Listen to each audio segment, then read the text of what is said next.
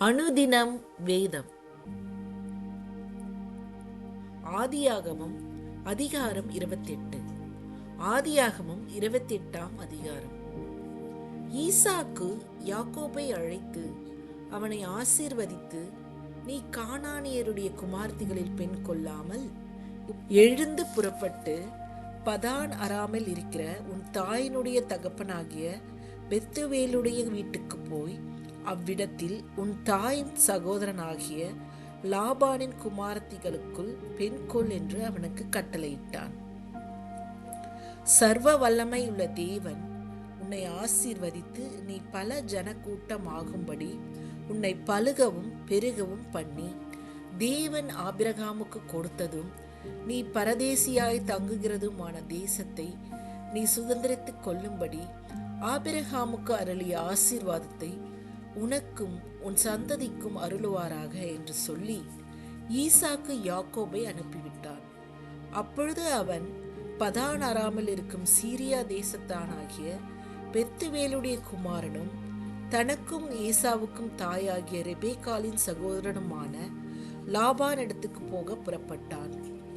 ஈசாக்கு யாக்கோபை ஆசீர்வதித்து ஒரு பெண்ணை கொல்லும்படி அவனை பதான் அராமுக்கு அனுப்பினதையும், அவனை ஆசீர்வதிக்கையில் நீ கானானியருடைய குமார்த்திகளில் பெண் கொள்ள வேண்டாம் என்று அவனுக்கு கட்டளையிட்டதையும், யாக்கோபு தன் தகப்பனுக்கும் தன் தாய்க்கும் கீழ்ப்படிந்து பதான் அராமுக்கு புறப்பட்டு போனதையும் ஏசா கண்டதினாலும், கானானியருடைய குமார்த்திகள் தன் தகப்பனாகிய ஈசாக்கின் பார்வைக்கு ஆகாதவர்கள் என்பதை ஏசா அறிந்ததினாலும், ஏசா இஸ்மவேல் இடத்துக்கு போய் தனக்கு முன்னிருந்த மனைவிகளும் அன்றி ஆபிரகாமுடைய குமாரனாகிய இஸ்மவேலின் குமாரத்தையும் நெபோயோத்தின் சகோதரியும் ஆகிய மகலாத்தையும் விவாகம் பண்ணினான்.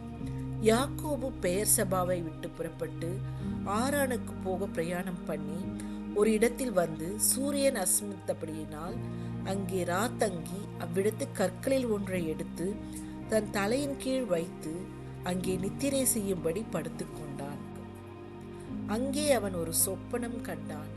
இதோ, ஒரு ஏணி பூமியிலே வைக்கப்பட்டிருந்தது. அதன் நுனி வானத்தை எட்டியிருந்தது. அதிலே தேவதூதர் ஏறுகிறவர்களும் இறங்குகிறவர்களுமாய் இருந்தார்கள்.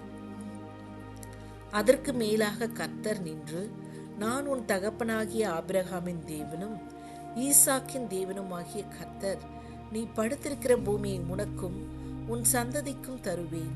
உன் சந்ததி பூமியின் தூளை போல் இருக்கும். நீ மேற்கேயும் கிழக்கேயும் வடக்கேயும் தெற்கேயும் பரம்புவாய். உனக்குள்ளும் உன் சந்ததிக்குள்ளும் பூமியின் வம்சங்கள் எல்லாம் ஆசீர்வதிக்கப்படும். நான் உன்னோடே இருந்து நீ போகிற இடத்திலெல்லாம் உன்னை காத்து இந்த தேசத்துக்கு உன்னை திரும்பி வர பண்ணுவேன்.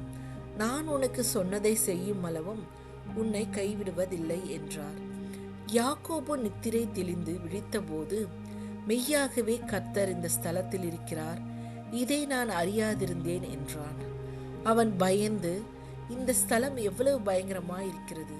இது தேவனுடைய வீடே அல்லாமல் வேறல்ல, இது வானத்தின் வாசல் என்றான்.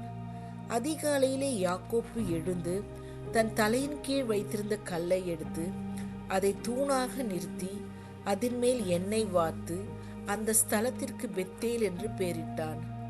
அதற்கு முன்னே அவ்வூருக்கு லூஸ் என்னும் பேர் இருந்தது.